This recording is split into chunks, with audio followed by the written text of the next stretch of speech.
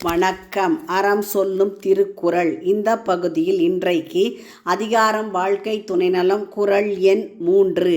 இல்லதன் இல்லவள் மாண்பானால் உள்ளதன் இல்லவள் மாணாக்கடை. குறளினுடைய பொருள்: மனைவி நற்பண்பு உடையவளானால் வாழ்க்கையில் இல்லாதது என்ன? அவள் நற்பண்பு இல்லாதவளானால் வாழ்க்கையில் இருப்பது என்ன என்பதாகும். அதாவது மனைவி இல்லறத்திலே நற்குணம் நல்ல பண்புகளோட இருக்கணும். அப்படி இருந்தால் வாழ்க்கையில் இல்லாதது என்ன? அப்போ எல்லாமே அந்த வாழ்க்கையிலே இருக்கும் என்று பொருள். அப்படி மனைவி நற்பண்பு இல்லாதவளாக இருந்தால் அவளால் அந்த வாழ்க்கையிலே இருப்பது என்ன என்று கேட்கிறார் வள்ளுவர். அதாவது ஒரு குடும்பத்தில் நிறைய செல்வம் பணம் எல்லாமே இருக்குது, ஆனால் மனைவிக்கு நற்குணம் இல்லை என்று சொன்னால் அந்த குடும்பத்தில் எதுவுமே இல்லை. அந்த குடும்ப வாழ்க்கை எதற்கும் பயனற்றது என்று குறள் வலியுறுத்துகிறது. அப்போ குறள் என்ன சொல்லுதுன்னு பார்த்தோம்னா, இல்லறத்திற்கு ஒரு குடும்ப வாழ்க்கைக்கு துணைவியின் நற்குணம் மிகவும் அவசியம் என்பதை வலியுறுத்துகிறார் வள்ளுவர். இல்லதன் இல்லவள் மாண்பானால், இல்லவள்னா மனைவி. அப்போ மனைவி இல்லறத்திற்குரிய சிறப்புடன் இருந்தால் உள்ளதன் இல்லவள் மாணாக்கடை. அதே நேரத்தில் அவள் நற்பண்பு இல்லாதவளாக இருந்தால் வாழ்க்கையிலே இருப்பது என்ன? அப்போ ஒருவனுடைய இல்லற வாழ்க்கை சிறக்கணும் அப்படின்னா மனைவியினுடைய நற்பண்பு தான் மிகவும் முக்கியம். அது இருந்தால் எல்லாம் உண்டு, அது இல்லாவிட்டால் செல்வம் இருந்தால் கூட எதுவுமே பயன் இல்லை. நல்ல மனைவி இருந்தால் அந்த வாழ்க்கை சொர்க்கம் போன்றது, இல்லை என்றால் நரகம் போன்றது என்பதை குறள் காட்டுகிறது.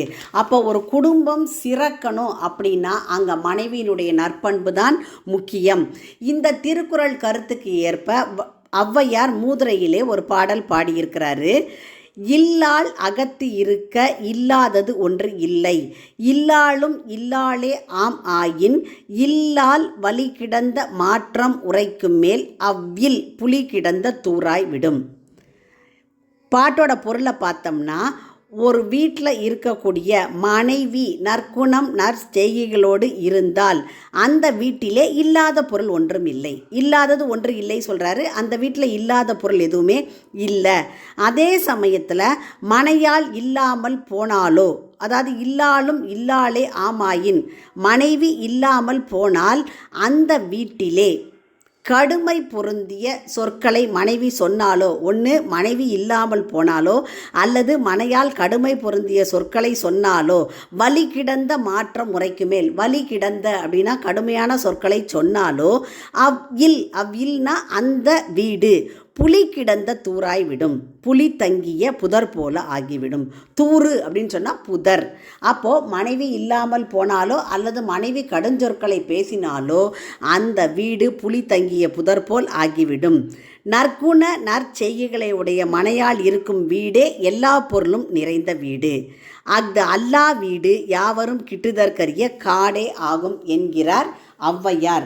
அப்போ வீட்டில் எவ்வளவுதான் செல்வம் இருந்தாலும் அந்த வீட்டை நிர்வகிக்கக்கூடிய மனைவி, வாழ்க்கை துணை நற்குண நற்செய்கைகளோடு இருத்தல் வேண்டும்.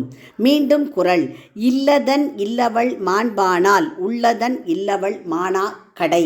உங்கள் இல்ல குழந்தைகளின் மனதிலே தினம் ஒரு திருக்குறள் பதிய எங்கள் சேனலை சப்ஸ்கிரைப் பண்ணுங்கள்.